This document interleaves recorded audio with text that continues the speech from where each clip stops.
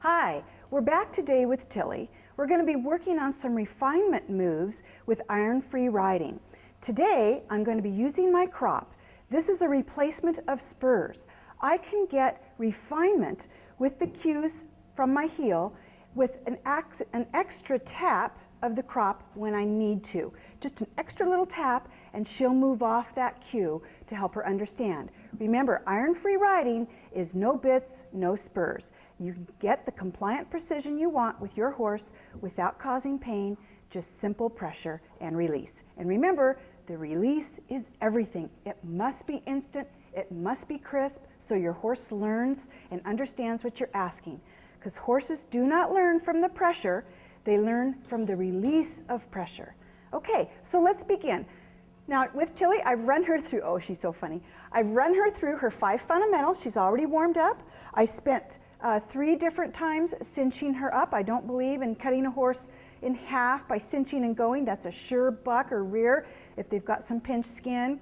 Stretching a horse out is a wonderful way to get that skin pulled out from under the arm. But you know, I'm a smaller woman, and lifting a foot and pulling it forward is hard for me, especially if the horse steps forward, leans into me. So I find it so much easier to just warm that horse up over a 2 or 3 period of time while I'm cinching.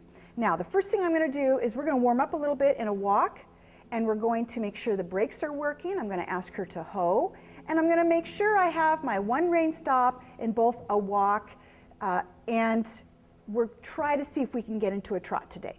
So I'm going to squeeze with my legs to get her forward. Remember, she's just learning to ride. Good girl.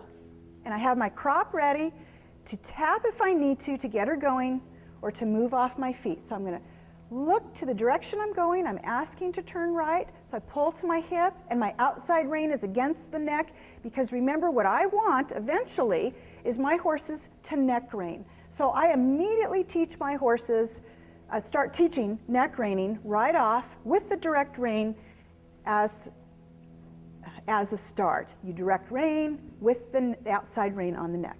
So I'm going to ask, and I'm also using my feet.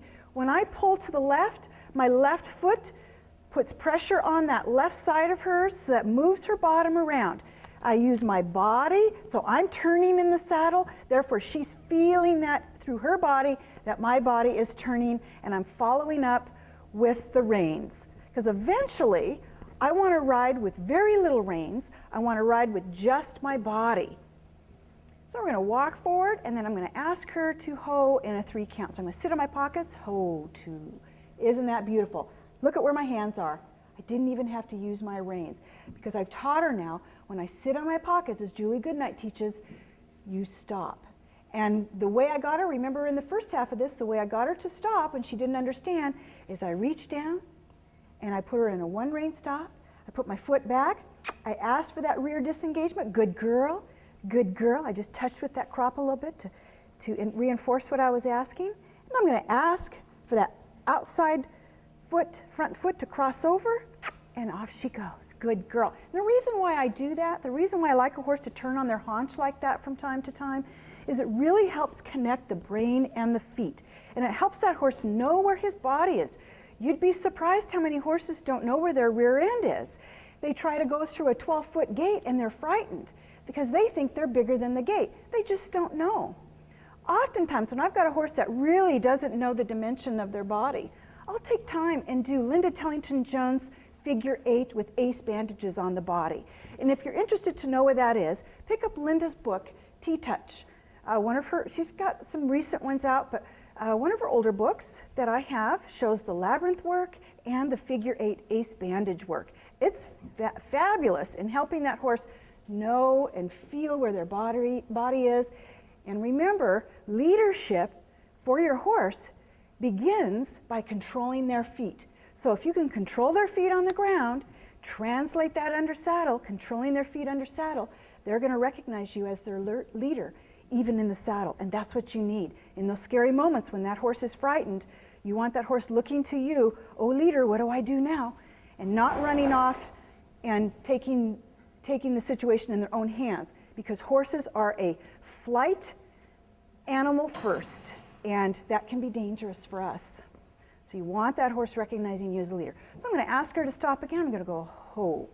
And notice I sat in my pockets, and I didn't even have to pick up those reins. I just put my elbows close to my body, leaned back, sat on those pockets, and she did a great job.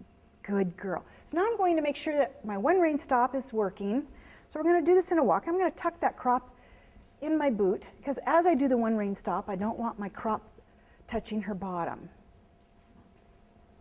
Good girl. So we're going to turn right again, and you notice my body, turning my body, and she is not going very straight yet. And that's real normal for horses when they're first starting to learn to ride. They don't go straight. They tend to lean one way or another.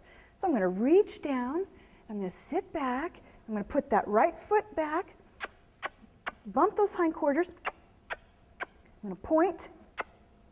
Now, good girl! But I don't release that nose until her feet stop moving and I stop asking.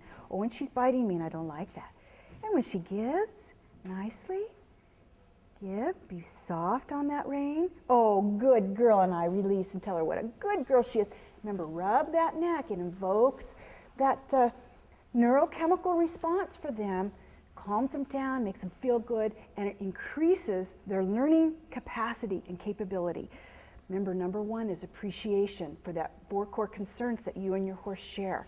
Good girl, so I appreciate her for that. Now I'm going to turn her around and we're going to go the other direction, because I want to make sure